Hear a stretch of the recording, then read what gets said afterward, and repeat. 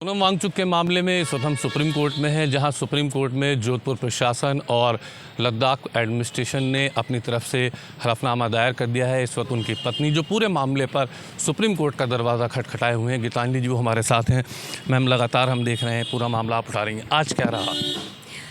तो पिछले हफ्ते जब मैं सोनम को मिली, सुप्रीम कोर्ट के ऑर्डर के हिसाब से वो डिटेंशन ऑर्डर हमें दिया गया जब मैं उनको 7 तारीख को मिली, 11 दिनों के बाद।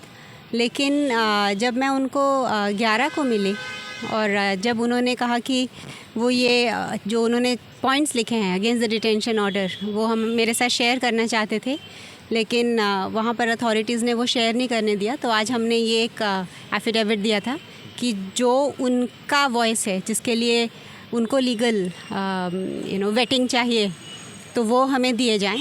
तो वो आज कोर्ट ने ऑर्डर दिया है कि वो हमें मिल जाएंगे।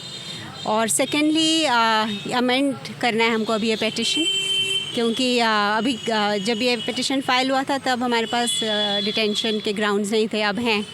तो वो एप्लीकेशन अभी हम फाइल करेंगे और ये केस मतलब चैलेंज करेंगे जो ग्राउंड्स ऑफ डिटेंशन है, और ये फिर 29 को दोबारा से केस सुना जाए। 29 को है। यूटी प्रशासन कह रहा है कि उनको राज्य की सुरक्षा के लिए डिटेन किया गया है, लेकिन उसमें कहीं विदेशी कनेक्शन का जिक्र नहीं किया गया है। ये तो आपको भी पता है, मुझे भी, सुप्रीम कोर्ट को भी पता है, और खुद जो ले एडमिनिस्ट्रेशन है वो अपने ज़मीर को झांके तो उन्हें भी पता है, होम मिनिस्ट्री को भी पता है, और देश के पूरे जनता को पता है कि सोनम किसी भी एंगल से नेशनल सिक्योरिटी के लिए थ्रेट नहीं है। वो नेशन के सबसे बड़े एसेट हैं, उन्होंने नेशन के लिए सारी ज़िंदगी अपनी दी है, तो ये तो सबको पता है। लेकिन एक लॉ है और जो पावर में है उसका यूज़ कर सकते हैं, तो उन्होंने किया है। लेकिन सच्चाई तो लास्ट में सच की जीत होती है, तो हम ये चैलेंज करेंगे और ज़रूर हम इसमें विक्टोरियस होंगे। जिस तरह से उनके ऊपर केसेस लगाए गए हैं, आपको लगता है कि ये एक साजिश थी जिसकी तरह सोनम वांगचुक को फंसाया गया है? हाँ, ये तो मैं पिछले 2 हफ्तों से यही कहती आ रही हूँ कि ये जो साजिश NSA में जिसका अंत हुआ, ये तो शुरुआत 4 सालों से हुई है।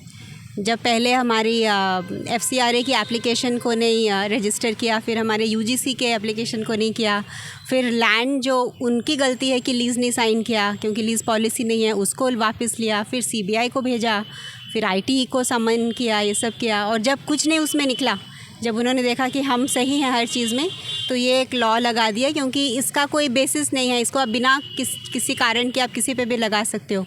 तो मशीनरी ने ये जो ड्रैकोनियन लॉ है इसका गलत इस्तेमाल किया है सोनम जैसी हस्ती के साथ। जोधपुर प्रशासन ने जिस तरह का हलफनामा दायर किया, उसे आप कैसे देख रही हैं? सर, इतना ही बस। चलिए, बहुत शुक्रिया बात करने के लिए। वीडियो जर्नलिस्ट सादिक के साथ ताबिश कमाल, दिल्ली।